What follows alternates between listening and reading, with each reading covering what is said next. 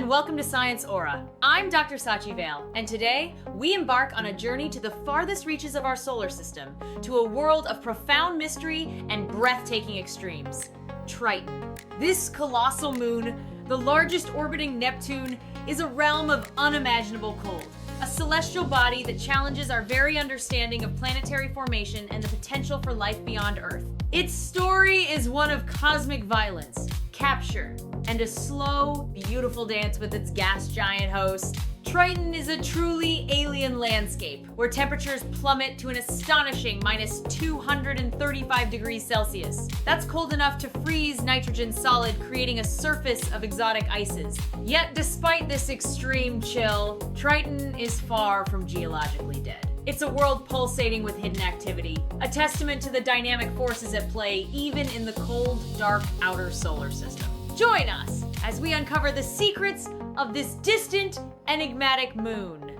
Among Neptune's many moons, Triton stands alone. It's not just the biggest, it's nearly as large as the dwarf planet Pluto, boasting a diameter of about 2,700 kilometers. This makes it the 7th largest moon in the entire solar system, a significant world in its own right. Its sheer size hints at a tumultuous past, a history far more dramatic than the smaller, irregularly shaped moons that typically orbit gas giants like Neptune. What makes Triton truly unique isn't just its size or extreme temperatures, but its origin. Scientists widely believe that Triton wasn't formed alongside Neptune.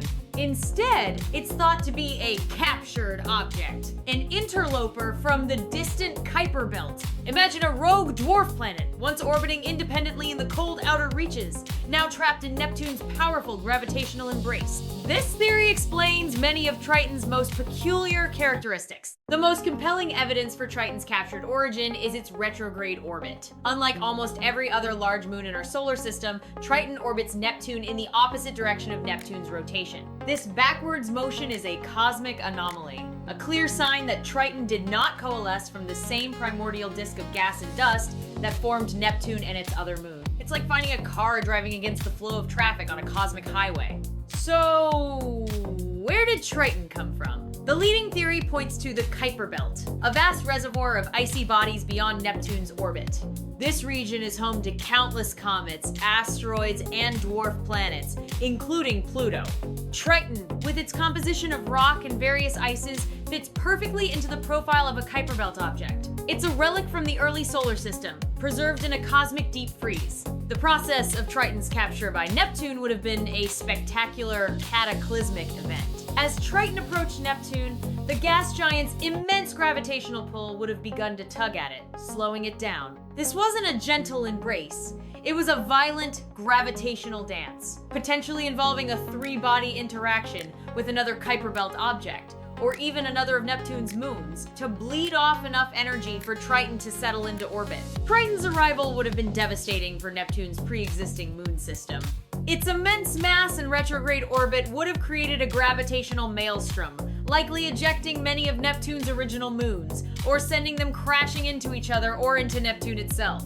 The current collection of small, irregular moons orbiting Neptune are likely fragments of this ancient, disrupted system, or new captures themselves. The violent capture also introduced another crucial element: immense tidal forces. As Triton settled into its new, highly eccentric orbit around Neptune, the planet's gravity would have stretched and squeezed Triton, generating enormous amounts of internal heat. This tidal heating, akin to the kneading of dough, is a powerful energy source that continues to shape Triton's interior and surface even today. Triton's story isn't static.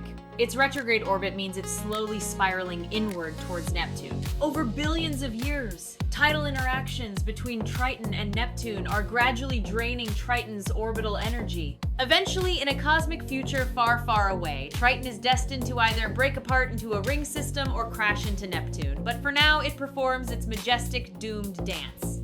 For millennia, Triton remained a distant, enigmatic point of light. Our understanding was purely theoretical until 1989, when NASA's Voyager 2 spacecraft performed a historic flyby. This was humanity's first, and so far only close encounter with Neptune and its largest moon. Voyager 2's instruments peeled back the veil, revealing a world far more complex and active than anyone had imagined. As Voyager 2 sped past, it captured stunning images of Triton's surface. What emerged was a landscape unlike any other in the solar system. Vast plains of frozen nitrogen, pockmarked with craters, and crisscrossed by mysterious ridges and troughs. The surface itself seemed to tell a story of resurfacing and geological activity, defying the expectation of a cold, inert world. One of Triton's most striking features is its so-called cantaloupe terrain. This chaotic dimpled landscape, resembling the skin of a cantaloupe melon, covers a significant portion of the moon. Scientists believe it's formed by the slow convection of nitrogen ice beneath the surface, where warmer, less dense ice rises, creating these distinctive pits and ridges. It's a geological process unique to this distant, frozen world. Perhaps the most astonishing discovery was the presence of active cryovolcanoes. Voyager 2 observed dark plumes of nitrogen ice and dust, erupting several kilometers into Triton's thin atmosphere. These aren't like Earth's fiery volcanoes. Instead, they're geysers of frigid material, propelled by subsurface heating. This reveals a world that is far from dormant, a place where internal heat drives dramatic surface changes. How do these cryovolcanoes work? The leading theory suggests that beneath Triton's icy shell, there's a layer of nitrogen ice warmed by the moon's internal heat. As this nitrogen ice warms, it turns into gas, building up pressure. When the pressure becomes too great, it breaches the surface through cracks, erupting as a plume of gas and entrained dust. It's a fascinating display of geological activity driven by exotic materials. Triton possesses a tenuous atmosphere, primarily composed of nitrogen, with traces of methane and carbon monoxide. It's incredibly thin, about 70,000 times less dense than Earth's atmosphere at sea level. Yet, this thin veil is dynamic. The cryovolcanic plumes contribute to it, and seasonal changes in solar heating cause some of the surface nitrogen ice to sublimate, adding to its density. Voyager 2 also revealed polar caps of frozen nitrogen and methane, constantly changing with Triton's seasons. The moon's surface shows remarkably few impact craters compared to other icy worlds. This suggests significant geological resurfacing, meaning processes like cryovolcanism and tectonic activity have continually erased older features, creating a relatively young and dynamic landscape. While tidal heating was crucial during Triton's capture, it's not the only source of internal warmth. Radioactive decay of elements within Triton's rocky core also contributes a steady, albeit smaller, amount of heat. This continuous energy supply is vital for maintaining any subsurface liquid layers and driving the geological activity observed on its surface. It's a delicate balance of cosmic forces. The presence of internal heat, combined with the evidence of geological activity, leads scientists to one of the most exciting hypotheses about Triton: the existence of a subsurface ocean of liquid water. Similar to Jupiter's moon Europa or Saturn's moon Enceladus, Triton might harbor a vast ocean beneath its thick, icy shell. This hidden ocean, if it exists, could be a prime location to search for extraterrestrial life. But why would an ocean persist on such a cold world? The combination of heat from radioactive decay and residual tidal heating could be enough to keep water in a liquid state, especially if it contains dissolved salts acting as antifreeze. The thick, icy shell acts as an insulating blanket, trapping the heat and protecting the liquid water from the extreme cold of space. It's a delicate balance, but a plausible one. Triton joins an exclusive club of ocean worlds in our solar system, alongside better-known candidates like Europa and Enceladus. While Europa's ocean is warmed primarily by Jupiter's immense tidal forces, and Enceladus's by Saturn's, Triton's potential ocean would be driven by a unique mix of past and present heating mechanisms. This makes Triton a distinct and valuable target for comparative planetology. If a subsurface ocean exists, could it harbor life? On Earth, life thrives around hydrothermal vents on the ocean floor, powered by chemosynthesis rather than sunlight. Similar processes could occur on Triton. Interactions between water and a rocky seafloor, warmed by internal heat, could create chemical gradients, providing the energy needed to support microbial life. It's a tantalizing prospect. Proving the existence of Triton's ocean and exploring it presents immense challenges. The thick, icy shell The extreme cold and the vast distance from Earth make direct exploration incredibly difficult. Future missions would need advanced instruments capable of peering through kilometers of ice or even deploying probes to melt through the crust, a monumental engineering feat. Beyond the search for life, Triton offers invaluable insights into the evolution of our entire solar system. As a captured Kuiper Belt object, it's a pristine sample from a region that has remained largely unchanged since the solar system's birth. Studying Triton helps us understand the conditions in the early outer solar system, the dynamics of planetary capture, and the diversity of icy world. Recognizing Triton's scientific importance, space agencies are planning future missions. One prominent concept is the Neptune Odyssey mission. This ambitious proposal aims to send an orbiter to Neptune, specifically designed to conduct detailed observations of Triton over an extended period. It would be a game changer, providing unprecedented data to unravel Triton's many mysteries. Neptune Odyssey would have several key objectives for Triton. It would map its surface in high resolution, allowing us to better understand the cantaloupe terrain and other geological features. It would also analyze the composition of its plumes, search for evidence of the subsurface ocean using radar, and study its thin atmosphere in detail. Each piece of data would bring us closer to understanding this complex world. Reaching Neptune is no small feat. It's the most distant planet in our solar system, requiring a journey of many years, even decades. A mission like Neptune Odyssey would face significant technical challenges, from propulsion systems capable of such long-duration travel to instruments designed to operate in the harsh radiation environment of the outer solar system. It's a testament to human ingenuity and perseverance. Triton continues to fascinate scientists and enthusiasts alike. Its extreme cold, active geology, and potential for a subsurface ocean make it a microcosm of the incredible diversity found within our own cosmic neighborhood. It's a reminder that even in the most inhospitable environments, the universe can surprise us with hidden wonders and the ingredients for profound scientific discovery. Studying Triton isn't just about understanding one moon. It's about understanding the broader principles of planetary science. By comparing Triton to Earth, Mars, and other icy moons, we gain a deeper appreciation for the processes that shape worlds, from their formation to their geological evolution and potential for habitability. It helps us place Earth's unique characteristics into a cosmic context. If a future mission were to confirm Triton's subsurface ocean, the next step would be the daunting search for biosignatures, chemical evidence of past or present life. This would involve highly sensitive instruments capable of detecting organic molecules, isotopic anomalies, or other indicators that point towards biological activity. It's a long shot, but one with potentially revolutionary implications. Triton's surface is a complex mix of exotic ices, primarily nitrogen ice, but also methane and carbon monoxide ice. Sunlight, even faint sunlight from far away, interacts with these ices and atmospheric gases to produce complex organic molecules called tholin. These reddish-brown compounds contribute to the subtle coloration seen on parts of Triton's surface and in its plumes. Despite its immense distance from the sun, solar radiation still plays a crucial role in Triton's environment.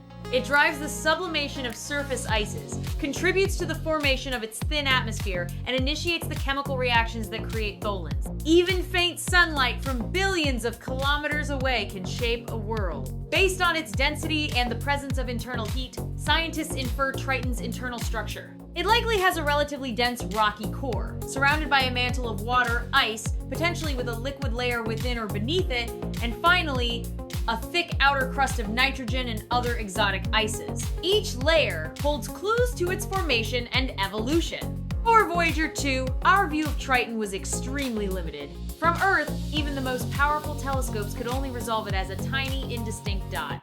Its immense distance and relatively small size made detailed observation impossible. This underscores the incredible value of robotic missions in expanding our knowledge of the outer solar system.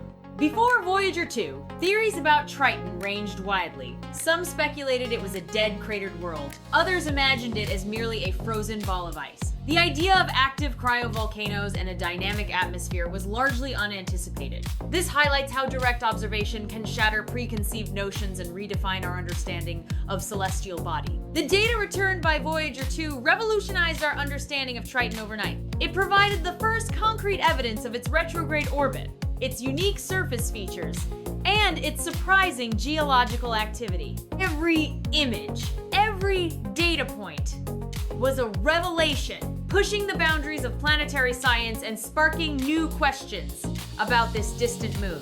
While Triton's capture disrupted many of Neptune's original moons, it now coexists with a handful of smaller, irregularly shaped satellites. Some of these moons are in orbital resonance with Triton, meaning their orbital periods are simple integer ratios. This delicate gravitational ballet is a consequence of Triton's dominant presence and the ongoing evolution of the system. Neptune, like Earth, has a magnetosphere, a protective magnetic bubble. As Triton orbits within this magnetosphere, it interacts with Neptune's magnetic field and the charged particles trapped within it. This interaction can create complex electrical currents and plasma waves, influencing both Triton's tenuous atmosphere and Neptune's magnetospheric dynamics. It's a subtle but significant interplay. As we discussed, Triton's retrograde orbit means its days are ultimately numbered. Over the next few billion years, it will continue to spiral inwards.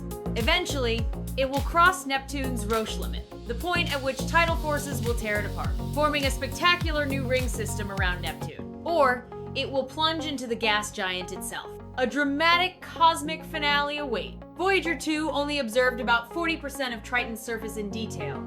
The other 60% remains largely unmapped, a vast expanse of unknown terrain. What other geological wonders or mysteries lie hidden beneath the unobserved region? This unexplored territory is a powerful driver for future missions, promising even more revelations about this captivating moon. Triton is tidally locked with Neptune, meaning it always shows the same face to its host planet, much like Earth's moon. Its orbital period around Neptune is about 5.87 Earth days, and its rotational period is the same. This synchronous rotation is a common outcome of strong tidal interactions between a moon and its planet, further evidence of their dynamic relationship. Despite its great distance from the sun, Triton experiences seasons, albeit extreme ones. Neptune's axial tilt means that, as it orbits the sun, different parts of Triton's surface receive varying amounts of sunlight. These subtle changes in solar heating can trigger the sublimation of nitrogen ice, contributing to atmospheric dynamics and shaping the polar cap. Triton has an average density of about 2.06 grams per cubic centimeter. This density is higher than that of pure ice, indicating that it has a significant rocky component in its interior. This mix of rock and ice is typical of Kuiper Belt objects and further supports the capture hypothesis, distinguishing it from moons formed closer to gas giants. Understanding Triton's energy budget is key to unlocking its secrets. The balance between incoming solar radiation, internal heat from radioactive decay, and residual tidal heating determines its surface temperature, atmospheric activity, and the potential for a subsurface ocean. It's a complex interplay of forces that governs this distant world's dynamism. Triton serves as a natural laboratory for studying the early solar system. Its composition and origin as a captured KBO provide crucial clues about the building blocks of planets and the dynamics of the protoplanetary disk. By examining Triton, we can piece together the grand narrative of how our cosmic home came to be. Ice is not just a passive component on Triton, it's an active geological agent. Nitrogen ice, water ice, methane ice, they all behave differently under various pressures and temperatures, driving processes like convection, fracturing, and cryovolcanism. Triton is a world where ice truly rules the geological landscape. Despite its thinness, Triton's atmosphere isn't entirely clear. Voyager 2 detected faint hazes and even some very thin clouds, likely composed of condensed nitrogen ice particles. These atmospheric features, though subtle, suggest dynamic processes within this frigid, gaseous envelope, further adding to Triton's complexity. Unlike Earth and Neptune, Triton does not appear to possess its own significant global magnetic field. This is important for understanding its internal dynamics and potential habitability. The absence of a strong protective magnetosphere means its surface and tenuous atmosphere are directly exposed to Neptune's radiation belts, a harsh environment for any potential surface life. The tholins on Triton aren't static. They are formed in the atmosphere, perhaps from methane, then fall to the surface. Over time, they can be buried by fresh snow or ice, only to be re-exposed by geological activity. This Tholen cycle contributes to the moon's unique coloring and provides organic material that could theoretically be relevant for astrobiological studies. The plumes observed by Voyager 2 were estimated to reach heights of up to 8 kilometers, with the darker material being carried even further by Triton's faint wind. To put that in perspective, that's higher than Mount Everest. This demonstrates the considerable power of these frigid eruptions, even in a world of such extreme cold. Nitrogen is the dominant volatile on Triton, playing a central role in its geology and atmosphere. It forms the vast plains of surface ice, makes up the bulk of its thin atmosphere, and is the primary driver of its cryovolcanic activity. Triton is truly a nitrogen-dominated world, a stark contrast to Earth's water-dominated processes. While Triton has relatively few impact craters, those that are present offer clues to its past. The largest observed crater, Mazamba, is about 27 kilometers across. The scarcity of craters, however, points to efficient resurfacing processes, indicating that Triton has been geologically active throughout much of its history, constantly erasing the scars of cosmic impacts. The hummocky terrain, distinct from the cantaloupe terrain, is another enigmatic feature of Triton. These irregular jumbled blocks of ice are thought to be formed by the collapse of subsurface cavities or by the fracturing and upheaval of the icy crust during periods of intense geological activity. It's a testament to the powerful forces at work beneath its surface. Triton is a relatively reflective moon with an average albedo of about 0.76, meaning it reflects 76% of the sunlight that hits it. This high reflectivity is due to its bright surface of nitrogen ice. This contributes to its extremely cold temperatures, as much of the incoming solar energy is simply bounced back into space, preventing significant warming. While nitrogen dominates, methane ice also plays a significant role on Triton. It's found in smaller quantities, often mixed with nitrogen ice, and contributes to the subtle reddish hues seen on its surface when processed into tholins. Methane also sublimates to form part of the tenuous atmosphere, influencing its chemistry and dynamics. If Triton harbors a subsurface ocean, is it a global ocean, spanning the entire moon, or a more localized, regional body of water? This is a key question for future missions. A global ocean would have greater astrobiological potential, but even a regional ocean could provide tantalizing clues about the limits of habitability in our solar system. For life to potentially arise via chemosynthesis, the subsurface ocean needs to be in contact with a rocky core. This interface allows for water-rock interactions, which can release minerals and create the chemical energy gradients necessary to support microbial ecosystem. It's a crucial component of the habitability equation for icy moons. Triton's interior has likely undergone significant evolution since its capture. The initial intense tidal heating would have melted much of its interior, creating an early ocean. As its orbit circularized, tidal heating decreased, and the ocean might have partially refrozen, leaving behind a residual liquid layer or a completely frozen interior. Understanding this history is complex. Just like on Earth, dissolved salts in Triton's subsurface ocean would act as antifreeze, lowering the freezing point of water.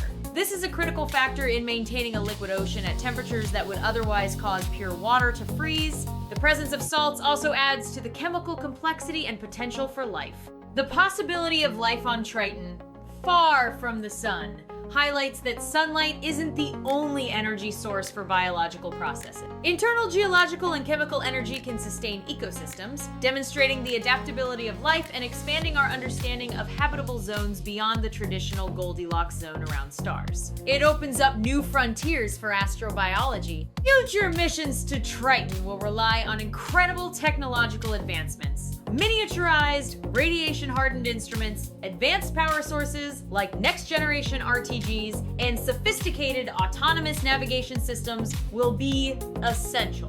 The journey to Triton pushes the very limits of space exploration technology.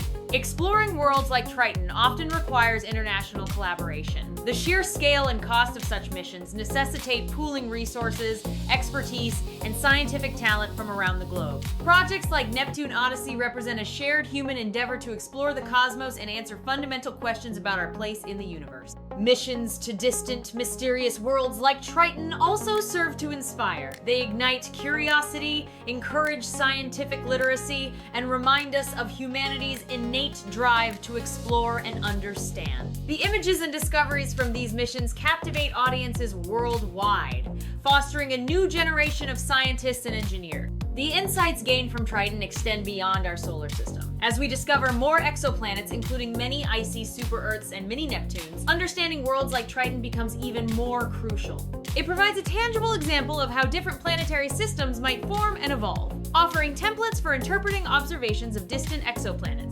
Communicating with spacecraft at Neptune's distance is a significant challenge. Radio signals take hours to travel to and from Earth, meaning commands must be sent far in advance, and real-time control is impossible. This requires a high degree of autonomy for the spacecraft and robust communication systems to ensure data makes it back home. Triton's estimated ice-to-rock ratio is roughly 70% rock and 30% ice by mass, which is higher in rock than many other icy moons. This composition, again, strongly aligns with its origin as a Kuiper Belt object, where material accretion might have included a larger proportion of silicates and metals compared to the icy moons formed in the warmer inner regions of gas giant subnebulae. Given the presence of methane and nitrogen, some scientists speculate about the possibility of liquid hydrocarbon lakes on Triton's surface, similar to Saturn's moon Titan, though far less extensive due to the colder temperatures. While not directly observed, this remains a tantalizing possibility for future high-resolution imaging. The immense pressures within Triton's interior play a critical role in determining the state of its materials. Under high pressure, water ice can exist in various exotic forms, different from the ice we know on Earth. These high-pressure ice phases could form the base of an insulating layer, trapping heat and supporting a liquid ocean above. The persistence of geological activity on Triton, despite its extreme cold and distance from the sun, is one of its most compelling mysteries. It suggests that even small, icy worlds can be internally dynamic, challenging our assumptions about what makes a world alive, in a geological sense. This ongoing activity is what makes Triton so scientifically valuable. Triton is a key player in the broader scientific quest for ocean worlds throughout the solar system. Each discovery, from Europa to Enceladus and potentially Triton, expands our understanding of where liquid water, a fundamental ingredient for life, can exist. These icy bodies are becoming prime targets in the search for extraterrestrial habitability. A critical instrument for Neptune Odyssey would be a radar sounder. This technology can penetrate kilometers of ice, bouncing radio waves off subsurface layers. By analyzing the reflected signals, scientists can detect the presence of liquid water, map the thickness of the ice shell, and even characterize the shape of the ocean floor, providing definitive evidence of Triton's hidden sea. Another vital aspect of Neptune Odyssey's mission would be the spectroscopic analysis of Triton's cryovolcanic plume. By studying the light emitted or absorbed by the plume material, scientists can identify its precise chemical composition. This could reveal not only the materials driving the eruptions, but also potential chemical signatures from the subsurface ocean, if the plumes originate from it. High-resolution imaging would be fundamental. Neptune Odyssey would capture detailed topographical maps of Triton's entire surface, far surpassing Voyager 2's coverage. This would allow for a complete characterization of the cantaloupe terrain, identification of new geological features, and precise mapping of cryovolcanic regions, revealing the full extent of Triton's dynamic landscape. Maintaining a stable orbit around Neptune for an extended period, while also making close flybys of Triton, presents complex orbital mechanics challenges. The spacecraft would need precise navigation and propulsion to manage gravitational perturbations from both Neptune and Triton, ensuring its longevity and successful data collection. Triton is often called a Rosetta Stone for Kuiper Belt objects. As one of the largest and most accessible KBOs, albeit captured, it offers a unique opportunity to study these distant bodies up close. Insights from Triton can be extrapolated to understand other dwarf planets like Pluto, Haumea, and Makemake, revealing the diversity of worlds in the outer solar system. A return mission to the Neptune system, with a dedicated focus on Triton, represents one of the highest priorities in planetary science. The scientific payoff understanding planetary capture, active cryovolcanism, the potential for subsurface oceans, and the evolution of outer solar system bodies is immense, promising discoveries that could redefine our textbooks. Even after Voyager 2, the exact mechanism driving Triton's cryovolcanic plumes remains an area of active research. Are they driven by solar heating of subsurface nitrogen ice? Or by deeper internal heat sources? Future missions will aim to pinpoint the energy source and processes behind these astonishing eruptions, revealing more about Triton's inner working. Beyond its scientific value, Triton holds unseen riches in terms of pure wonder. It's a world that pushes the boundaries of imagination, a testament to the universe's boundless creativity.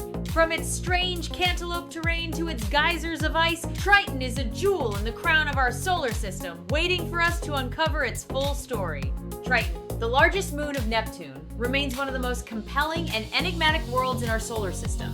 From its violent capture from the Kuiper Belt to its active cryovolcanoes and the tantalizing possibility of a subsurface ocean, it is a world of extremes and surprises. It challenges our assumptions and beckons us to explore further. The journey to Triton is long, but the scientific rewards are immeasurable. With missions like Neptune Odyssey on the horizon, we stand on the cusp of a new era of discovery for this distant, icy world. What hidden truths will it reveal? Only time and our continued human spirit of exploration will tell. Thank you for joining me on this journey into the cosmos. I'm Dr. Sachi Vale, and this is Science Aura.